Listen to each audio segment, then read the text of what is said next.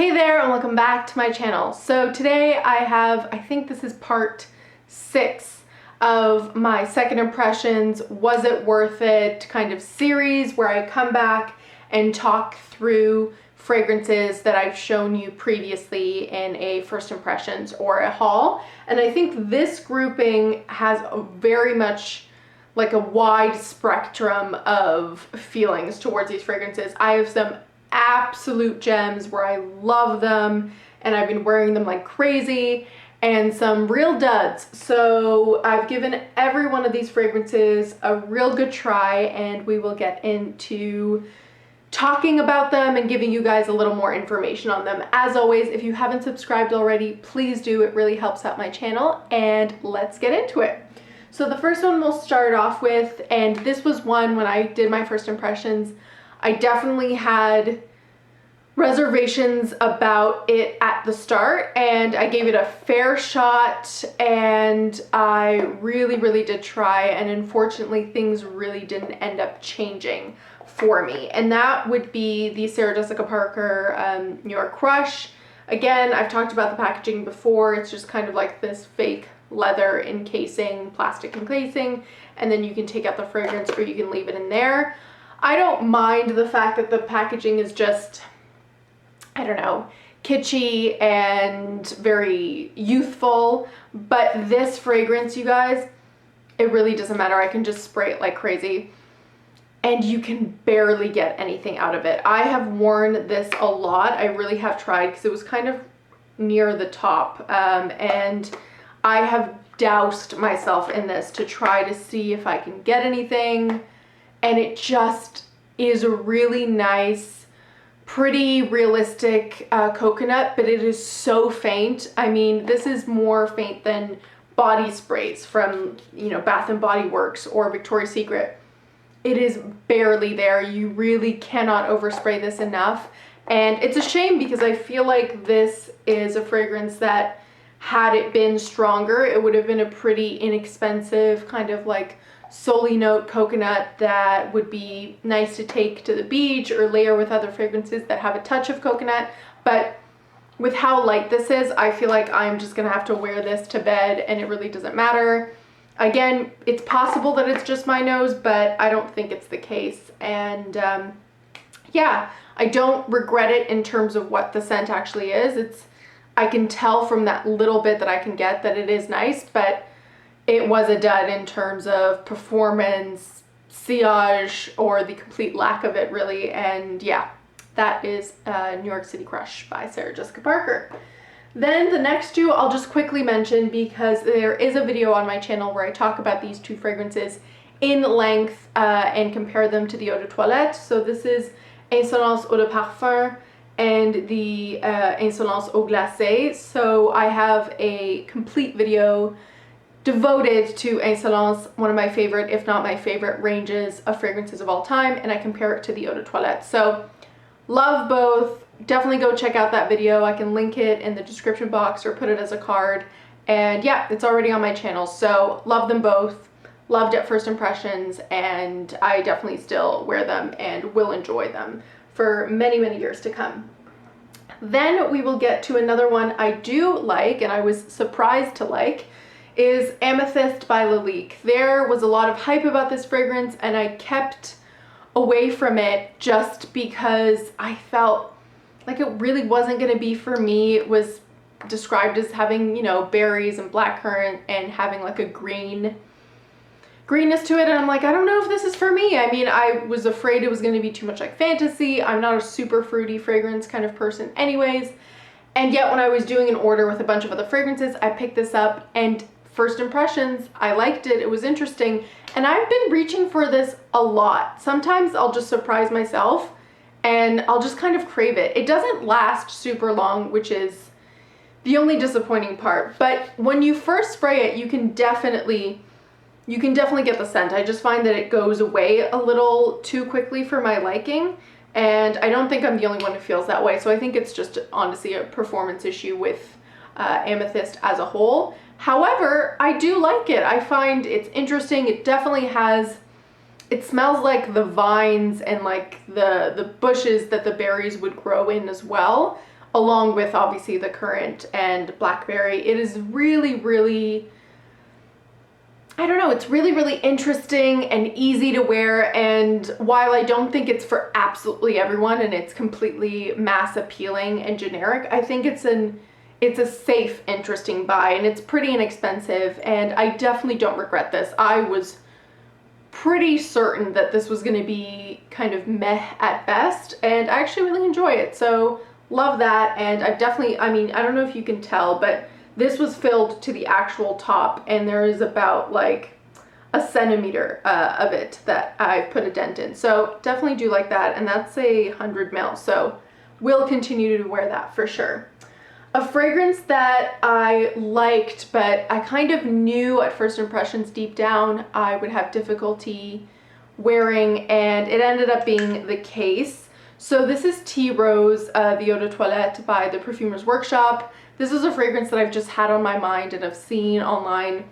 It's a classic, and I just wanted it part of my collection. This is a fragrance I do like. It is a very, very realistic tea rose scent. It's incredibly authentic. It almost smells like you have the roses right in front of you. My most authentic rose scent, I think, personally. And this is one that I feel as though would be great for like a candle or a bed spray or like a pillow spray.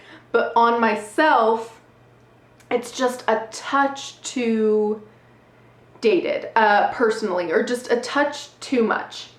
And so what I've been doing to try to wear it and layer it, the couple times I've worn it, is I've actually layered it with L'Instant de Guerlain, the Eau de Parfum that I own, and that's a bunch of more florals. It's definitely got iris. It's much more powdery, and I love that fragrance on its own.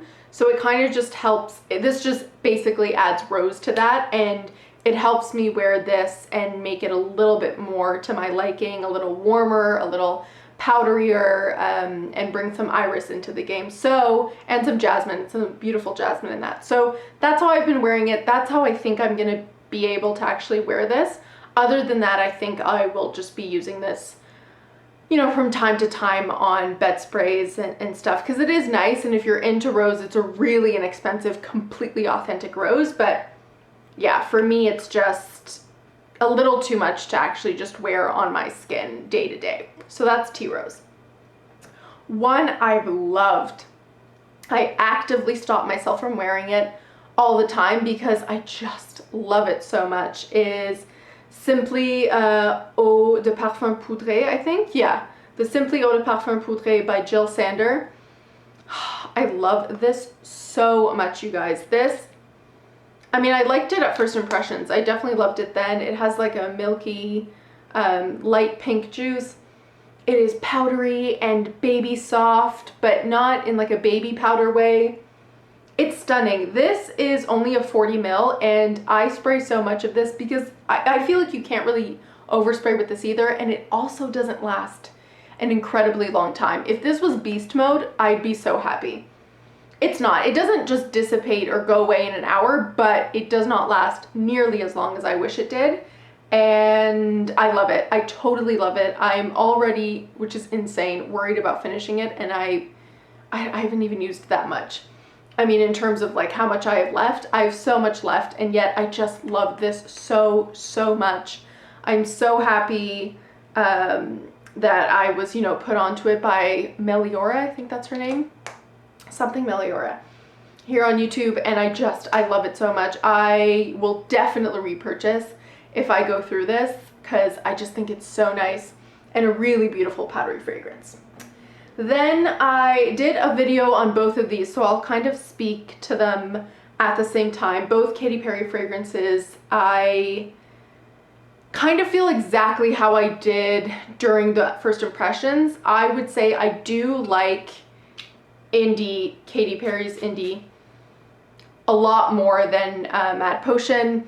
If you have You, I would say you don't absolutely need this, but if you had like a sample of You and you don't want to purchase You, you want something less expensive, you can get this as a pretty good kind of like a little bit more sweet version. And if you've also tried Fleur de Peau by Diptyque, all three of those fragrances definitely have the same vibes. Are they exact 100% dupes where you could never tell the difference?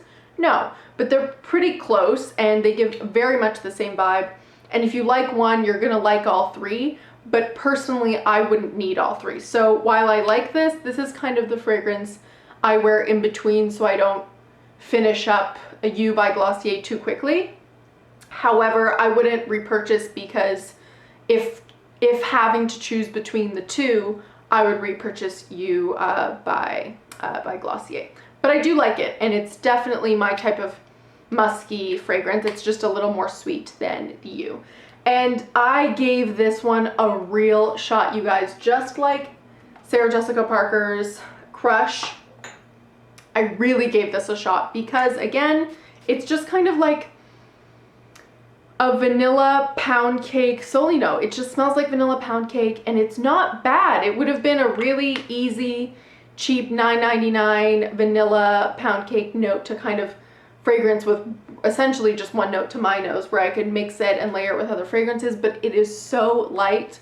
I've even sprayed this on, you know, just wearing lotion or wearing like a body oil, and it really, really is incredibly light. And the minute you even spray anything else remotely next to this gets overpowered. So again, I will wear this to bed. I won't just let it sit there and, you know, gather dust, but this is going to be one I'm just going to very quickly try to use up because while we're, you know, still spending a lot of time at home, because I would not recommend this. Again, not because of the smell. The smell is just, if you like the smell of vanilla pound cake, then you will like this, but it's so, so, so light and almost non-existent that I couldn't recommend this personally.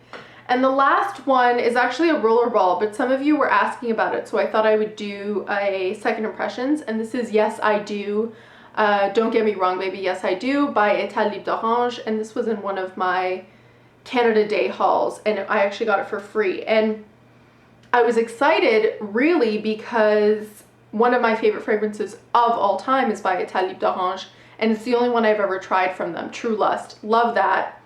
And in general, Etat Libre is an extremely like avant-garde, kind of out there line. They have a lot of fragrances that use really interesting notes or have an interesting composition, and I was intrigued, and I thought, you know, each one of their fragrances would be really cool or interesting in their own different type of way.